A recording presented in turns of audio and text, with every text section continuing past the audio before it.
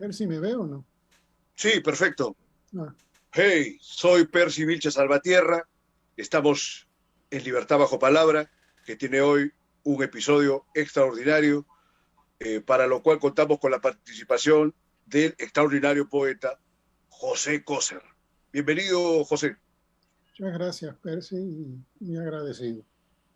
Bueno, la poesía se ha visto ahora en los últimos días puesta en el plano mayor de la escena literaria.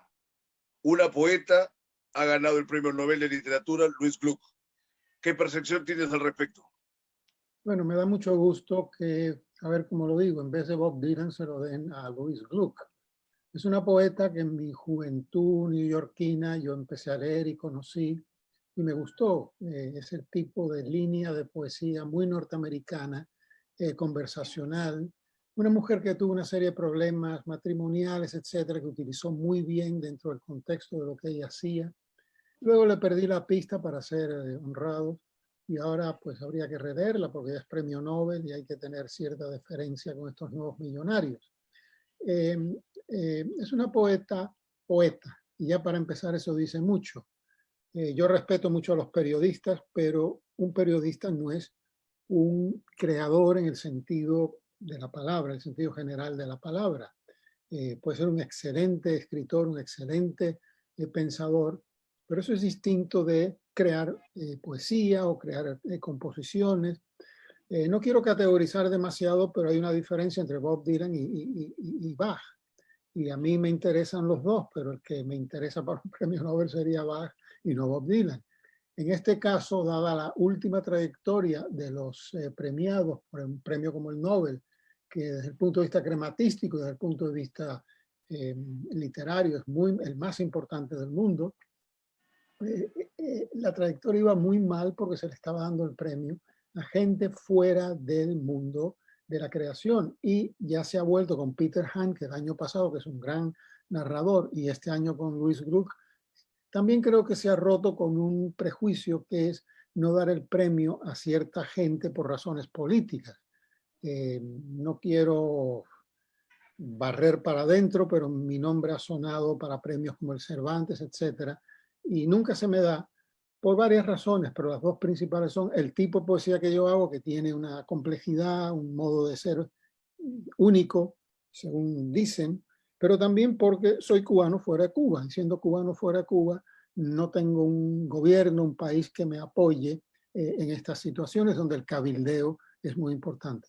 No digo esto con Claro. resentimiento, no digo esto con malestar, estoy más que acostumbrado y francamente no lo necesito porque me da una independencia y una libertad de ser y de expresión, entonces no le debo nada a nadie y puedo escribir lo que me da la gana. Mientras que lo otro ya son presiones externas, uno quiere quedar bien con, etcétera, etcétera. Y eso es muy complicado. Mientras que estar en casa, y yo soy muy feliz en mi casa con mi mujer, atendiendo a mi vida familiar, mis hijas y sus necesidades. Tengo tiempo, yo fui muy astuto y me jubilé con 57 años, hoy tengo 80. O sea, llevo mucho tiempo haciendo lo que me da la gana. Leo y escribo, escribo y leo. Es un privilegio, es un privilegio. Yo ahora estoy con usted conversando en este contexto y no siento ninguna dificultad, no me veo presionado por el tiempo, por la angustia de aparecer, de ser alguien, nada de eso me interesa. Y pues la vida se me ha vuelto más, no plácida, la vida nunca es plácida, pero sí una vida más retirada, en el buen sentido clásico de la palabra. Entonces me alegró mucho que el premio se le diese a esta mujer. Hubo otros candidatos, parece que en su mayoría eran mujeres, porque también eso pues ya cuentan tantas cosas hoy en día a la hora de dar los premios, muchas injustas, pero había otros candidatos muy válidos, muy valiosos, Ann Carson, por ejemplo, pero se le dio a ella, a Louise Gluck. Y llama la atención que el premio Nobel últimamente aparece unos días antes los finalistas y casi nunca se le da a uno de esos finalistas, sino a alguien escondido que tenían entre la manga, ¿no? Bueno, estamos también muy sumidos en escándalos el premio Nobel, a tal extremo que el año pasado inclusive no se dio por lo que ya Sí, se conoce y para qué referirnos a ese impasse tan lamentable. claro, claro. Hablabas de poeta, poeta, y desde ahí ya estabas haciendo sin querer o con la intención, no sé, un seccionamiento entre que debe haber poetas que no son poetas, me parece. Aparte de la otra categorización, que también, digamos, puede ser permisible, aunque no he sabido de varios poetas que hagan periodismo, salvo Ezra Pound, con los costos que tuvo, las transmisiones que hizo desde Roma, ¿no? Entonces, bueno, a ver, entremos a ello porque ciertamente estás plenamente reconocido como uno de los poetas más notables del idioma español. Casualmente hoy es el día del descubrimiento o de la conquista de América, el día de la raza, decían unos, el día del idioma, decían otros, así que no es casualidad que estemos conversando ahora con Coser. Coméntanos, por favor, a ver, al respecto de esas jerarquizaciones, acerca de lo que es un poeta y lo que es un poeta-poeta. Sí, yo estoy de entrada contra las categorías. Me parecen abominables y son cerrar, trancar espacios donde se fuerza algo que no suele ser ni justo ni verdadero. Ahora, dicho esto, tampoco quiero caer como el mundo del political correctness y de andar siempre pisando huevos. Estamos también en una cosa muy penosa. Entonces, con respecto a la poesía, que es muy distinto hacer un poema, hacer una novela, hacer una obra de teatro, una composición musical de cualquier índole, es que todo el mundo es poeta, amigo, todo el mundo escribe poesía y todo el mundo se siente en cuanto publica y todo el mundo publica, es muy fácil publicar hoy en día, ya se siente poeta, ya es una categoría. Y los más pesados, los más defensores de esta cosa, para mí pseudo democrática, suelen ser aquellos que no saben nada de poesía, que no entienden lo que es la poesía, que no reconocen la dificultad de la creación y lo que implica realmente intentar lo imposible, el poema inalcanzable. Yo empecé a escribir con 14 años, tengo 80, tengo 16.600 y tantos poetas escritos. Puedo decir que he roto un récord. Soy 24 poetas juntos, ¿no? Entonces, no me han regalado nada. Ahora, le aseguro, Percy, que yo, poema que escribo, poema que es una campal batalla entre el texto y yo. No doy mi brazo a torcer. Yo hice un taller esta mañana y decía a los chicos, a veces parezco un tonto porque estoy corrigiendo un poema y estoy 3 minutos, 4 minutos en que si dejo o no dejo esta coma. Señor que tiene 16.000 y tantos poemas, que tiene un cierto reconocimiento, etcétera, jugar a este juego de prestarle tanta atención a una coma mal puesta en un poema echa a perder el texto. Una coma mal puesta en una novela no se nota. Entonces, esto es una cosa muy seria a la cual todo el mundo quiere aspirar. Y le voy a decir lo siguiente. Vaya a cualquier época histórica, los poetas metafísicos ingleses, los poetas del siglo de oro, los poetas renacentistas, los pintores renacentistas de lo que se llama el Alto Renacimiento. ¿Cuántos eran los que pintaban en el Alto Renacimiento, ese momento tan álgido de la historia del arte de la humanidad? Da Vinci, Rafael y Miguel Ángel, 3 gatos. ¿Cuántos escritores dejó el afamado y bien merecido afamado siglo de oro español? Siglo de oro. Un puñado también. Puñadito, están los místicos, que son 5 o 6, Santa Teresa, San Juan, y luego están los civiles, por llamarles, está Góngora, está Quevedo, está Baltasar de la Casa. ¿No? Claro. Entonces, un momento, para llegar a ese nivel, se requieren muchas cosas, desde el talento hasta el oficio, hasta el trabajo, hasta la honradez, hasta el quemarse. Yo soy un hombre muy quemado por la poesía. Hoy mismo en el taller una chica se molestó un poco porque ella utilizaba en su poema ciertos términos y entonces decía amor y cosas así, ¿no? Que yo le decía, mira, está muy bien amar, pero amar en un poema es otra cosa y hay que saber amar en un poema. Entonces me dijo, bueno, es que ustedes quieren imponernos y dijo, las palabras difíciles. Le dije, mire amiga, las palabras difíciles, usted va al diccionario y ya no son difíciles. Lo que es muy difícil es deshacerse de la retórica banal. Y cuando usted incrusta retórica banal en un poema suyo, lo está perjudicando. Y lo que estoy intentando con usted es que lo comprenda. Bueno, fue un momento quizá un poco desagradable. Yo trato de llevar todas las cosas, la fiesta en paz, como se dice, llevar todas las cosas con serenidad y para hacer un bien. Yo creo que esto es una cosa noble, pero hay veces en que es imposible, porque ellos son muchos y yo soy uno. Pero está bueno eso de esclarecer que no todo el mundo puede estar haciéndose cargo de ver la sustancia de la poesía, porque hay una proliferación, como bien señala, de poetas, como si fuera acaso una cosa que todo el mundo pudiese hacer simplemente porque tiene alguna sensibilidad, y eso está fuera del lugar, ¿no? Muy bien lo que nos has comentado, pero hay varios callejones sin salir en los términos que se utilizan al respecto. Por ejemplo, se dice la poesía del lenguaje, como si la poesía no fuera otra cosa que un trabajo siempre cifrado sobre el lenguaje. Todas las épocas ha sido así, yo no veo mayor sorpresa. A ver, ¿qué nos puedes comentar, José? Sí. Bueno, mire, el llamado grupo neobarroco, que somos también 4 gatos y que surgimos a raíz de Medusario, la antología que publicó Fondo de Cultura hace ya 21 años, nos negamos a hablar ni siquiera del neobarroco. Lo de neobarroco nos lo impuso una editorial como Fondo de Cultura Económica. ¿Quién le dice que no a Fondo de Cultura Económica, no? Entonces, bueno, quedó así. Pero luego surgió, como usted bien dice, esto de la poesía del lenguaje. Y le doy toda la razón. Si todo es lenguaje, claro que toda poesía, toda expresión es lenguaje.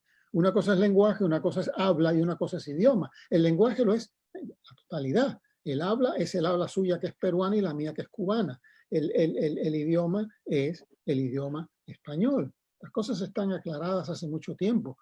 Entonces, todos nosotros, repito, los 4 gatos que quedan, porque muchos han muerto, escribiendo este tipo de poesía que es más densa, más barroca, por eso se llama neobarroca, le llamamos a esto poesía de la dificultad, término que yo prefiero a el de poesía del lenguaje. Poesía del lenguaje es un término norteamericano, es un término de este país.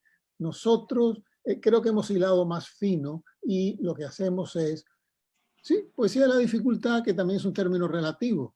¿Dificultad en qué sentido? Bueno, por comparación. Yo no tengo nada contra... O por oposición a la poesía conversacional más llana, quizás. También. Es que aquí la confusión y el malestar que existe me recuerda el siglo de oro y la guerra de los poetas. Aquí hay una guerra de los poetas. Por ejemplo, a mí me han vedado en España, me siguen vedando constantemente, porque yo soy un poeta que no llega al pueblo, que no se entiende, que es difícil, todo aquello. Pero por favor, ¿somos tontos? Cuando de Lezama Lima se decía, es que no se entiende. Bueno, perdóneme, no lo entenderá usted, pero Claro. muchos sí lo entendemos. ¿Y qué quieren? Esto sea maná que cae del cielo. Usted escucha una composición de Beethoven, por ejemplo, sus últimos cuartetos, que son de una tristeza, de un concebir ya la llegada de la muerte, sentir la muerte como el mayor fracaso del ser humano, una cosa escandalosa, decía Canetti. Una cosa no le quedaba nada de la novena sinfonía para ese tiempo. La fuga grosa, ese tipo de composiciones son más desalentadoras, claro. Claro, y entonces este hombre, en ese contexto sin dinero, qué sé yo, pues recibía constantemente ataques. Bach tuvo una vida dificilísima, pues tuvo tantos hijos, ¿no? Y es un hombre que escuchen a Bach con tranquilidad. Ahora, la primera vez que yo vi a Bach, no entendí nada, no sentí nada. Me parecía un montón de ruidos ahí, ¿qué es esto, no? Pues estaba acostumbrado a los boleros cubanos. Me encantan los boleros cubanos. Me encantan las cuecas chilenas. Eso tiene su sitio. Y es un sitio muy hermoso y muy bello. Y es mayoritario. Bien. Ahora, eso no quiere decir que yo me plantee un Bach a la manera de un bolero. Pero ahora, la poesía también es vasta y pueden caber extremos, ¿no? Porque está muy bien, por ejemplo, que haya ganado el Nobel Louis Black, pero hace varios años lo ganó Derek Walcott, que no tiene nada que ver. Y que es una poesía también de cierta dificultad y complejidad, además que con la profusión cultural que hace, que es extensa, ¿no? Inclusive él se vincula con la cosa homérica, ¿no? A su manera en el trópico. Sí. Eso me llama la atención por algo que quizás recordará de Pessoa. Uno de los heterónimos de Pessoa, creo que Reis, dice que todo poeta, por más pequeño que sea, debe dejar un testimonio de que Homero existió. ¿Cómo se hace esa interpretación, a ver, desde esa perspectiva de la poesía de la dificultad? Claro que hay muy pocas personas que han leído Homero en griego, ¿no? Lo conocemos, sus epítetos y todo, inclusive las versiones en prosa de sus obras canónicas, pero a ver, ¿qué nos comenta, José? Bueno, Homero juega con ventaja. Es de los primeros. Y aquí hay una clave muy importante de lo que estamos hablando. Cuando Homero llega y en su Ilíada habla del mar como el mar color vino, es genial, es original. Eso no ocurría. Y ahora el mar color vino es una presencia poética por un tiempo, porque a la quinta vez o a la 40 vez que se dice el mar color vino, y aquello no tiene ningún color, aquello ya no significa nada. Entonces, de lo que estamos hablando es cuando, mire, cualquiera escribe un buen poema, fíjense lo que le voy a decir. Ahora, sostener una obra, eso no lo hace mucha gente. Por eso hay tan pocos poetas que quedan en la historia de la humanidad. En el caso de que estamos hablando, Homero sí ha hecho esa labor de zapa primera, pero juega con ventaja porque antes de Homero en poesía, ¿qué hay? No hay mucho. Entonces, ahora, cualquier poeta... No, sí, el tiempo del mito, ¿no? Estaban Hesiodo, Sí, que hablaba sí, de la de recreación acuerdo, del mundo, claro, no había más. No, pero la competencia es limitada. Mientras que yo, en el siglo XXI, si quiero ser un poeta, tengo que conocer la poesía de la historia de la humanidad. Si yo no he leído a Góngora, me puedo disparar un poema gongorino sin darme cuenta y me va a decir, oiga, pero esto se lo copió usted a Góngora, usted no ha leído a Góngora. Ah, no. Entonces, es una carga histórica que todos los poetas llevamos encima, muy seria, muy compleja, porque uno no puede leerlo todo, pero el esfuerzo de la lectura, yo estoy convencido que, en mi caso por lo menos, la lectura alimenta constantemente mi poesía y mi poesía alimenta constantemente mi necesidad de leer. El eslabón concreto que existe entre poesía y lectura y poesía es fundamental. Y yo le decía a estos jóvenes esta mañana, les decía, hay que leer toneladas, hay que organizar la vida de manera que haya un tiempo para la creación, para la escritura. Pues el Eclesiastés número 3 lo dice claramente, hay tiempo para todo. Un tiempo para A, un tiempo para B, un tiempo para esto, un tiempo para aquello. Pero hemos perdido el norte y ahora todos por la idea de la instantaneidad, abres la nevera y hay comida, le pulsas una tecla a un aparato y sale la televisión. Entonces, estamos acostumbrados a lo inmediato y esa inmediatez es algo terrible, es la impaciencia histórica más horrible que yo he conocido en mi vida e históricamente dentro de lo que sé. Entonces, alto. Esto es un trabajo de una enorme paciencia, de un enorme conocimiento, de una búsqueda de la sabiduría, de una búsqueda de la paz interior. Yo he practicado el budismo zen durante 30 años a mi manera. No soy ni siquiera budista, pero vivo muy pendiente de la práctica budista. Y si una cosa entiendo a estas alturas de mi vida es que tengo una cierta salud mental, corporal y una cierta felicidad interior justo porque he aprendido del budismo muchas cosas, entre otras la paciencia, el esfuerzo, el trabajo, o en el mundo monástico cristiano, el famoso ora et labora, donde sí, hay que pedir a Dios, hay que orar, pero también hay que elaborar, amigo. Entonces, es lo que se ha olvidado. Cualquiera llega, dispara un poema, normalmente patante, que se cree muy simpático. Oiga, todo eso ya está hecho. Despierte. Y o sea, esto, a ver, vinculémoslo con la crítica inicial que hacía, por ejemplo, al premio que le dieron a Bob Dylan, que es un trovador que tiene sus cosas, sí, digamos, tiene figuras así rapodianas, poéticas, a mí me gusta mucho, pero no encaja dentro de la... Percy, No encaja dentro de esta idea de la poesía. ¿Sabe usted una cosa? Cuando yo tenía 23 años fui cantinero de Bob Dylan en Woodstock. Yo, José José. Durante 3 meses. Qué buena lo emborraché durante 3 meses. ¿Eso lo has puesto en algún libro? En entrevistas lo he comentado. Ah, ya. Sí, sí. Claro, porque, bueno, a ver, pero entonces, ¿cuál es el problema con lo de Dylan? Porque, por ejemplo, a Leonard Cohen también es un cantautor que se dice, bueno, este es un poeta, ¿no? Y Cohen estaba en una onda de buscar la sabiduría que se demoraba 10 años en terminar una canción, por ejemplo. ¿Ahí hay una esencial diferencia entre Cohen o Dylan? ¿O te parece que Cohen también entra en la misma situación de Dylan, que no debe ser considerado un hombre de la literatura? Sí. Dylan fue el primero que rechazó el premio. Y lo dijo claramente, yo no soy poeta. Así lo dijo. I'm not a poet. Y eso es muy honrado y memorable. Luego finalmente lo aceptó por razones ya. Se llega a un punto en que es mejor aceptar una cosa que seguir no aceptándola. Beckett decía esto con una gran inteligencia. $1.000.000 también por ahí. Ya, Beckett decía, si me niego al premio, me van a asediar los periodistas toda una vida. Si acepto el premio, ya se olvidan de mí. Aceptó el premio y le regaló casi todo ese dinero a un amigo suyo que él quería mucho, que había tenido dinero y lo había perdido todo. Dijo, no, coge todo esto, yo no necesito dinero. Es un tipo noble. Bueno, Es un tipo claro. es un enorme escritor, enorme escritor.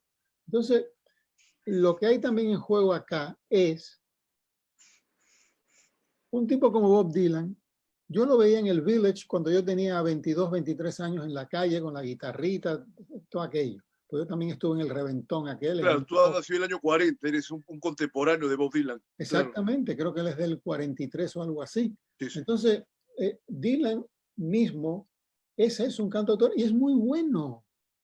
A mí me encanta escucharlo con esa voz carrasposa, medio falsa. Es un judío de no sé dónde, aquí del campo de Estados Unidos, que se cambió el nombre, creo que el apellido... De Duluth, Minnesota, claro. Minnesota. Robert Zimmerman, claro. Eso sí, mi hermano, o sea, por Dios, pero se convirtió en otro que está muy bien. Cohen es un poco más complicado en el sentido de que se acerca más a la poesía, pero de ser poeta, que le puedo conceder eso fácilmente, no creo que sea un gran poeta. Es un poeta muy retórico. Yo no puedo poner a Cohen en el sitio en que pongo a un Góngora o a un Eliot o a un Wallace Stevens o a un William Carlos Williams o ya para ir hacia otros mundos, un Hölderlin en Alemania. Hay un poeta polaco que murió hace no mucho. Mislos. ¿Perdón? Mislos. No, este ni recibió premio Nobel ni nada. Bueno, para mí es extraordinario este tipo. Es muy querido por Sahashevsky, por Adán Sahashevsky. Este hombre merecía todo, no sé por qué, además era un enorme intelectual. O un poeta como Lezama, para mí esos son poetas auténticos. Hay algo ahí que yo tampoco puedo definir, que es muy difícil. Por ejemplo, a mí no me gusta que me llamen poeta, me molesta, porque me parece una categoría, qué sé yo. Lorca en una ocasión... Muy manoseada está. Está muy manoseada, exactamente.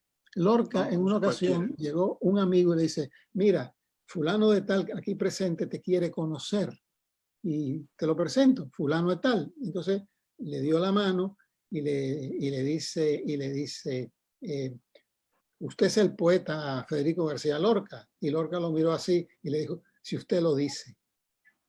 Claro. Si usted lo dice, bueno, allá usted, pero yo no me arrogo. Le pasa la carga de la prueba al otro, claro.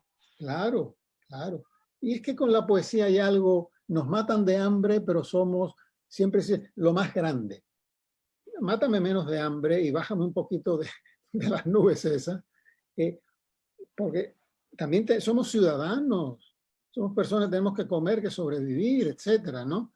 Si la poesía se limita solo a la contemplación y al éxtasis, indudablemente que solamente lo pueden trabajar 2, 3, y los que son más verbosos de repente tienen que hacer novela o hacer crónica o hacer otra cosa.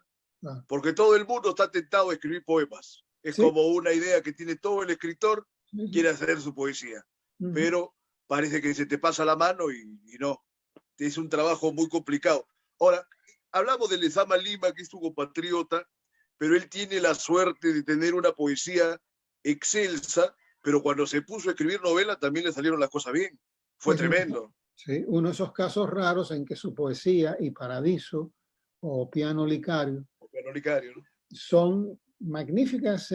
Esto no ha ocurrido mucho. La conjunción poeta-novelista, ambos de gran valor. Yo he leído la poesía de Joyce, no es gran cosa.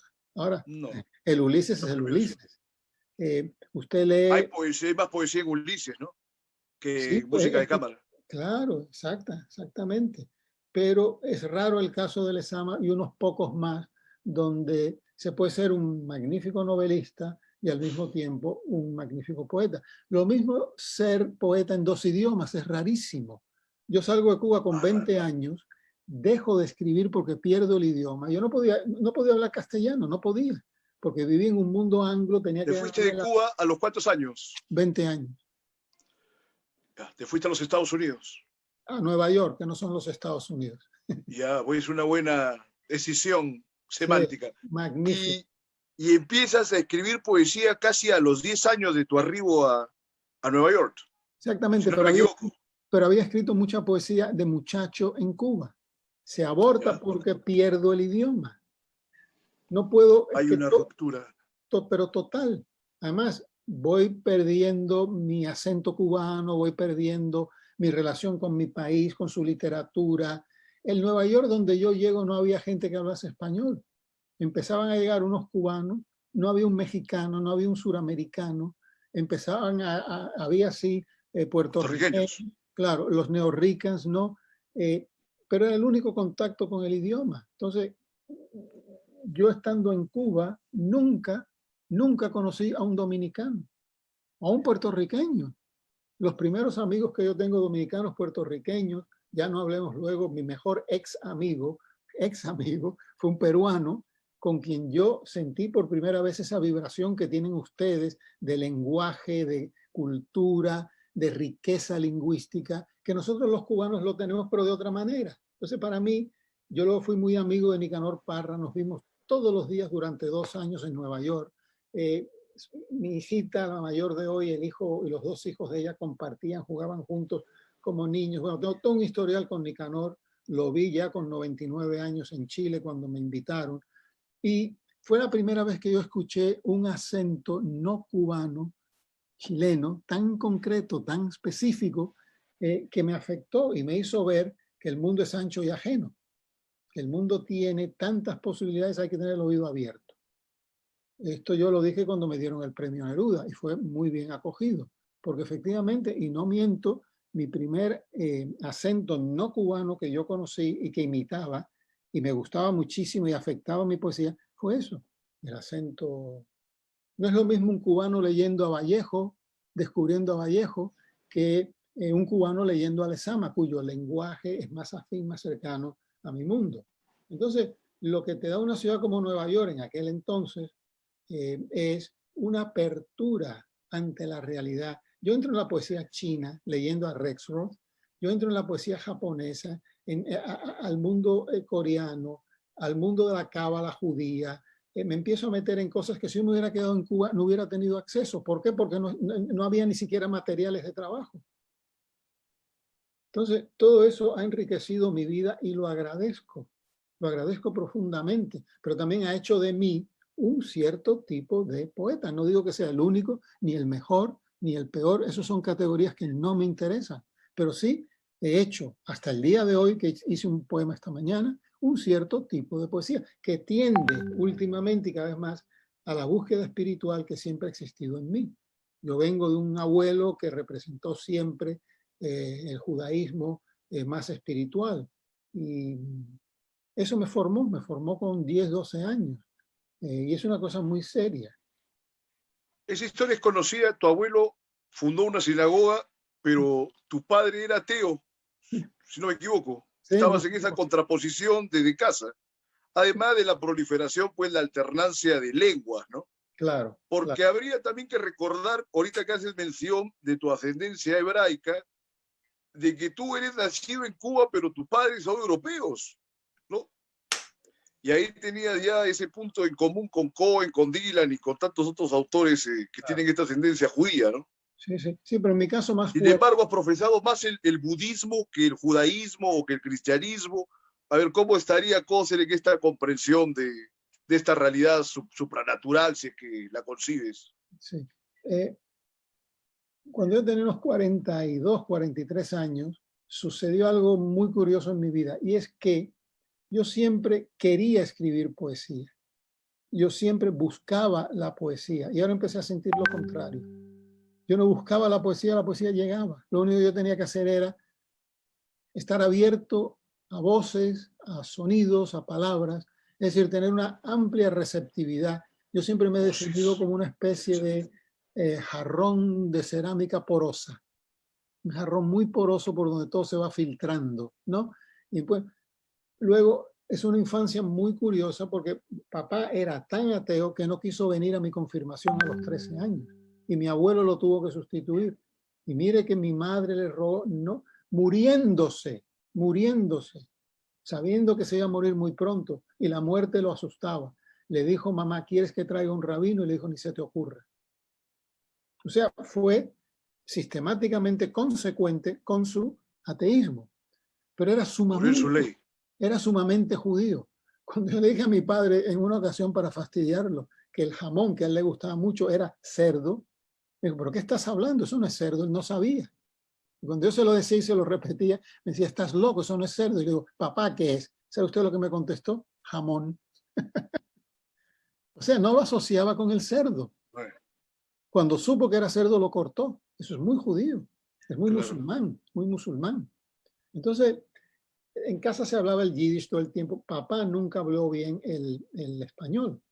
Hablaba yiddish, mi madre decía, el yiddish de tu padre es magnífico. Me hablaba en yiddish, mi abuelo me hablaba en yiddish, mi abuela ni hablaba español, me hablaba en yiddish. Entonces yo nací viviendo de una forma muy natural ya en dos idiomas, más el inglés que en Cuba era muy, muy conocido, muy utilizado, qué sé yo, la escuela, todo aquello. Entonces había la cosa cubana, la cosa españolizante, que a veces tiene que ver con clase social, etcétera, y luego esta cosa judía. Entonces, un niño que está creciendo con un idioma que va de izquierda a derecha, pero que al mismo tiempo crece con un idioma que va de derecha a izquierda, es un poco visco, ¿no? Es un poco bisojo, ¿no? Es un poco confuso. Y encima me meto luego en un idioma que es el chino, que va de arriba para abajo, esos ideogramas, esos pictogramas. Entonces ya es una locura, es una catarata idiomática. Entonces yo he nacido y vivido con toda naturalidad en estos idiomas. Cuando estoy en Nueva York, ya en la generación beatnik y la generación hippie se incrusta muchísimo en el mundo oriental, pero muchísimo. Y no solo Allen Ginsberg y toda esta gente, Gary Snyder, a quien admiro mucho como ecologista, sino que está en el ambiente. Y yo me pongo a leer traducciones. Habían unos libros que publicó New Direction que los hizo Kenneth Rexroth, que es un gran novelista, un gran traductor y un gran personaje.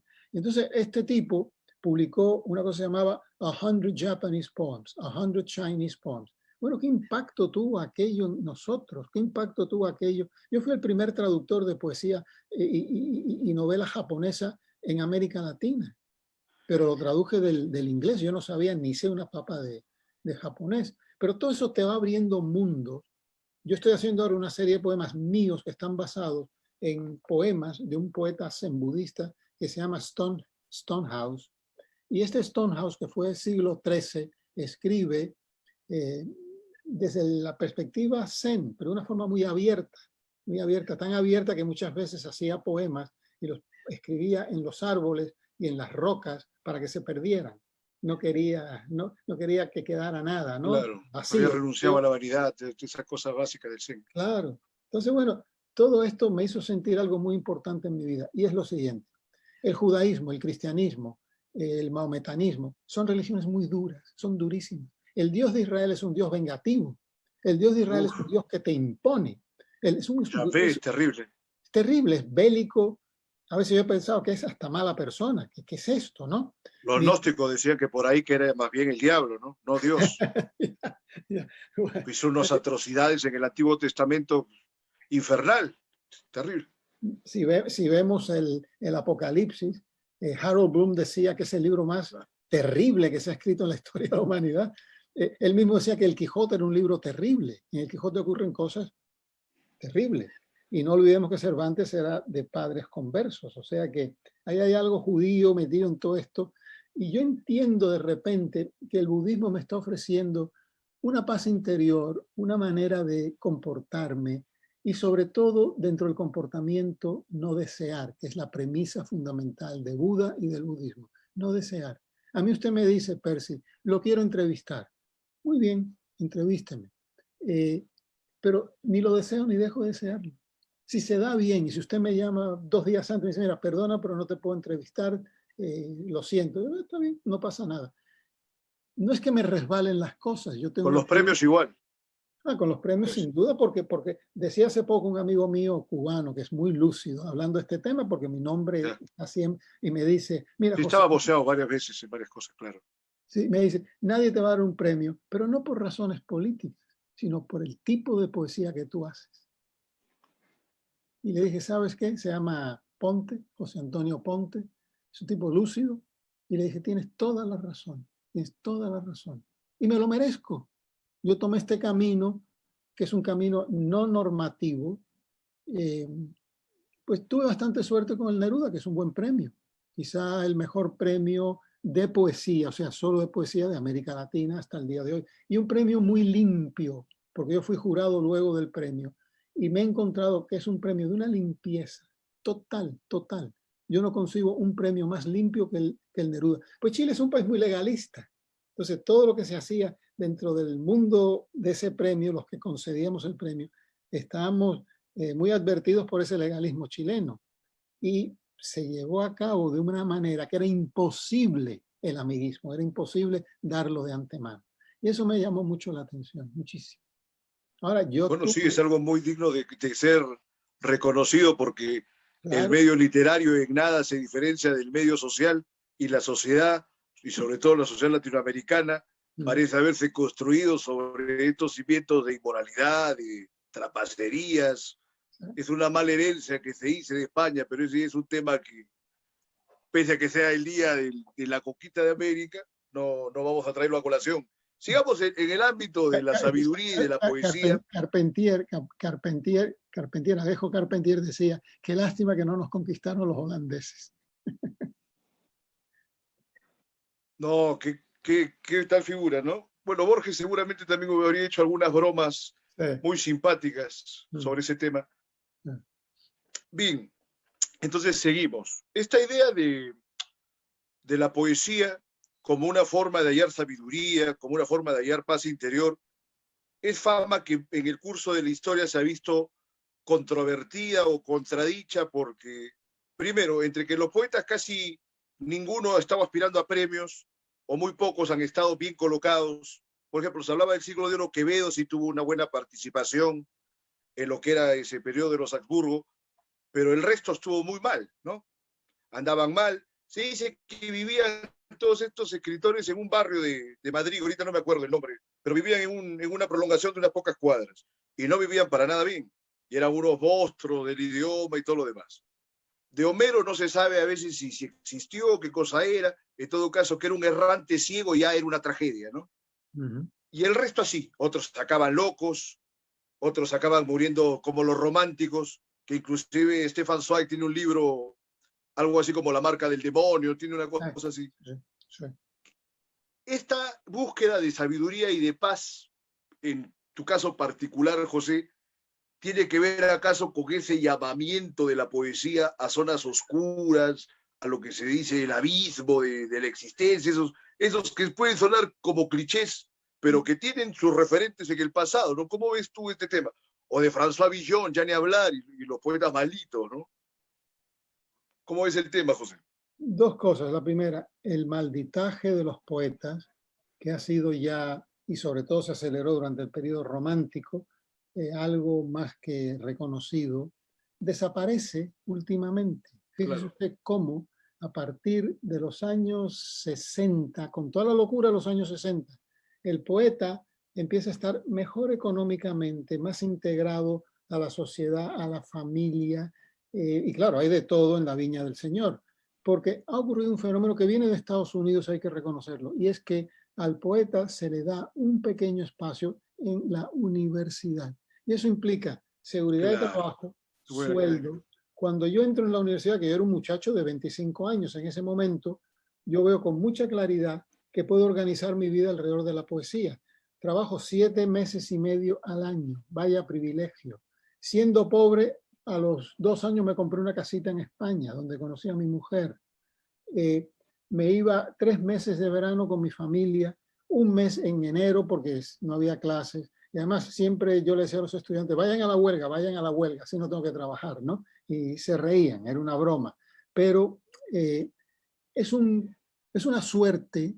Yo hoy estoy jubilado hace 20 y tantos años, tengo una pensión decente, tengo mi seguro social, Guadalupe tiene el suyo. Con eso, pese a que este país es carísimo, pero de un caro que usted no se puede imaginar, sobrevivo perfectamente bien dentro de una frugalidad que a mí me gusta, nosotros somos vegetarianos, no comemos carne, etc. Y dentro de una austeridad que sin ser romana es un modo de vida. Yo llevo ahora con esto del COVID y estar metido en la casa 6 meses que no he ido ni a la esquina. Y no me falta nada, no necesito nada. Desayuno tranquilamente con mi mujer, almuerzo con mi mujer. Ahora cuando terminemos esto me voy a la sala, me preparo un bocadillo, cualquier cosa, y ya me acuesto a leer y a dormir. Entonces, es una vida que puedo llevar a cabo y organizar sin estar siempre jadeando y busconeando y sufriendo, como está sufriendo y busconeando tanta gente, sobre todo joven en este momento, en todo el mundo. Y esto estoy convencido que va para largo, porque Sí. la universidad me ofreció una salida. Entonces, al ofrecerme esa salida, yo he podido hacer una vida más sana, más dedicada al cuerpo, más dedicada a la meditación, más libre. Yo cuando me dieron el full professorship, o sea, me hicieron catedrático en la universidad, yo trabajaba 8 horas a la semana. Pero si usted se tiene que estar matando trabajando, el señor que está a cargo de esto, Jorge, se mata trabajando. No le regalan a usted nada. A mí no es que me regalaran nada, pero en función del tiempo, yo tenía un tiempo humano, como diría Vallejo, que me permitía la lectura, el diálogo, la conversación, la amistad. Me empezaron a invitar, me empezaron a reconocer, viajé por 20 sitios, ¿no? Y entonces todo esto fue fraguando, y yo me di cuenta, un espacio que me permitía la interioridad y sobrevivir como cualquier ciudadano. Y es Ya, ok. ideal, es ideal. José, es interesante. ¿Cómo es que se dio este proceso en los Estados Unidos a partir de los años 60 de darle este espacio a la gente que estaban dedicadas a la literatura dentro de un marco académico? Porque de los Estados Unidos, también dentro de esta tradición que a veces se trata mal a sus propios autores, en la generación perdida, todos requintaban y se sentían pésimos respecto a Estados Unidos. Todos los que se fueron a Europa, Elliot se volvió inglés. Antes Edgar Allan Poe se murió por ahí en Baltimore, no sé cuánto. Entonces, ahora cambia, dice, a partir de los años 60. ¿Cómo es que se dio esta apertura a que por lo menos los poetas puedan tener una vida más en paz? Porque ciertamente hay muchos que se dedican al mundo académico y viven mejor. Se han salvado hasta la vida, que han tenido episodios graves antes de pasar a este medio académico. Coméntanos, por favor, José. Amigo, lo más fácil de decir sería, porque no es solo lo más fácil, hay algo verdadero en esto, los hippies. Los hippies se ganaron ese territorio. Allen Ginsberg no tenía un título ni de secundaria, de bachillerato, no tenía. Y fue full professor justo en el sistema universitario donde yo trabajé, CUNY, con un sueldo, etcétera, etcétera. O sea, eso le permitió su locura, su vida, su búsqueda, Howl, su libro, porque además con un poco de astucia uno separa la propia vida interior, en este caso la vida de un poeta, de ganarse la vida. Yo llegaba a la universidad Claro. y tenía pocos compromisos porque decir, no es que Coser es un poeta y él no entiende de estas cosas. Yo me hacía el tonto, siempre me hice el tonto y me escabullí de todo. Y entonces llegué a un punto en que, no, déjalo tranquilo, él debe estar ahí en sus locuras de poesía, esa cosa que él escribe, que no entiende nada. Ahora, cuando Fondo de Cultura publicó en el año 83, bajo este 100, mi libro, todo cambió. Oye, Coser ha publicado un libro, ¿te imaginas? En Fondo de Cultura, cuando publicara en Fondo de Cultura no era moco de pavo, ahí no publicaba cualquiera. Estaba García Terrés, que era uy, uy, uy. Entonces, todo eso va creando, una vez hablando con Gregory Rabassa, que es el traductor de Márquez y de Cortázar y de Lezama, ¿no? Me decía él, tú eres el único aquí en el claustro que no exige nada, que no pides nada. ¿Por qué? Digo, porque así me dejan tranquilo. Y Gregory me miraba, me quería mucho, yo lo quería mucho a él. Me miraba y me decía, ¿qué razón tienes? Tú eres un poeta, claro. Dedícate a lo tuyo, escabúllete. Y yo soy un escabullido. Una pregunta que le voy a hacer con toda honradez, Percy. ¿No le costó un poco de trabajo conseguirme? ¿Cómo? ¿No le costó a usted un poco de trabajo que yo aceptara esta entrevista? Sí, claro. Yo lo estuve escabullendo. Sí, claro que sí. Pero no por mala intención. Unas semanas, claro. Claro, pero no por mala intención, sino porque no tengo ganas. No tengo ganas. Pero bueno, yo me asesoré y vi que usted era una persona decente, una persona que Bueno, además gracias sabía, por eso, pero Perdón. La verdad es que acá nosotros hacemos análisis político todo el tiempo. Sí. Entonces hay algunos momentos que queremos privilegiar a la audiencia. Acá en el programa hacemos más que nada análisis político, pero hay algunos momentos que queremos privilegiar a la audiencia llevando cultura para mostrar que la humanidad tiene algo más que ofrecer que el albañal que la política ofrece casi todos los días, ¿no? Yo mismo estaba en la mañana porque estaba haciendo unas entrevistas de temas de coyuntura y ahora me siento también relajado y hemos tenido una buena charla que agradezco, José, y además ha sido una instrucción acerca de algunos propósitos más altos que el mero ornamento, ¿no? Que a veces mucha literatura está cifrada solo en lo ornamental, y a mí me complace que un poeta muy reconocido como eres tú nos hable de esta búsqueda de la sabiduría que debe tenerla todo hombre, bueno, ya en particular uno que se dedica al ejercicio de la palabra en toda la magnitud de lo que ello corresponde, ¿no? Gracias. José, nos quedan unos minutos, 4 o 5 minutos finales. Danos un parlamento para despedirnos, lo que gustes. Adelante. Aunque he defendido en esta conversación al poeta, quiero también decir que desde el punto de vista mayoritario, todo el mundo debería escribir poesía, no aspirar a nada, hacerla. ¿Por qué? Porque el que hace poesía entra en un estado de salud, de concentración, de libertad interior, fundamental para nuestra sociedad. Una sociedad que se aleja de la poesía está perdida.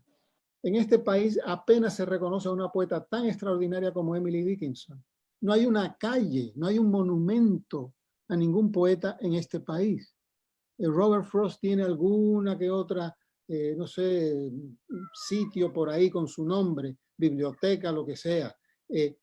¿Cómo es posible que un país de esta riqueza material se haya perdido lo que tiene de literatura? El siglo XIX, los trascendentalistas eran gentes idealistas, utopistas, venían de Shelley, un tipo como Hawthorne, un tipo como Melville, son seres extraordinarios, pero extraordinarios con un lenguaje, y eran vidas sanas, eran vidas fuertes, eran vidas con toda la neurosis de Emily Dickinson. Era una mujer sabia, era una mujer que hizo una poesía a veces tan desconcertante, hay que estudiarla, ¿no? Entonces, cualquier persona, los niños, yo he hecho talleres con niños, yo siempre los animo a que escriban, no se preocupen lo que han escrito, nadie los está vigilando ni juzgando, escriban, porque eso es salud.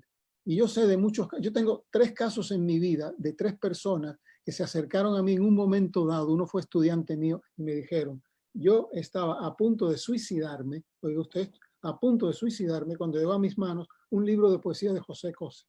Y me puse a leerlo y me salvó la vida, porque me di cuenta de que se podía vivir de otra manera. Y me dije, ¿por qué suicidarme? Y son 3 casos. Hoy, un gran amigo dice, me sacaste de una depresión con tal libro que no te puedes imaginar. Me ha hecho una entrevista que ahora salió en México, en Querétaro, una editorial pequeña que se llama Rialta, que tiene 250 páginas de entrevista, donde hablo mucho sobre Cuba y se llama José Coser, tajante y definitivo. Le puso el de título. Entonces, a mí me ha dado lo que más aprecio. Yo voy a mi médico cada 3 meses, me hace dice, tienes 80 años, dice, me aburro contigo, no tengo que decirte nada, no tengo que ofrecerte nada, tienes una salud de hierro. Le digo, no, yo tengo una salud muy frágil, pero la cuido. Y la poesía me ayuda a cuidarla. Cuando yo me casé con Guadalupe, que ha sido llevo 45 años de casado con Guadalupe, el momento en que nos conocimos fue por un libro mío. Y le dijo a una hermana que me había conocido, dile a ese poeta que quiero conocerlo. Nos conocimos, nos enamoramos, llevamos 45 años de dicha conyugal. Y yo soy un poeta del amor doméstico, un poeta del amor monógamo. Muy, muy bueno que lo digas. La poesía, entonces, prácticamente, a despecho de la tradición de desquites que tiene con la mayoría de poetas, a ti te lo ha dado todo. Entonces, muy bueno, y qué bien por ti y qué bien por la poesía, José. Ha sido un gusto tenerte en el programa hoy. Entonces, muy agradecido y adelante. Adelante. Entonces eso ha sido todo por hoy en Libertad Bajo Palabra. Nos vemos el jueves ya para hablar algo más de política. Hasta luego. Hasta luego.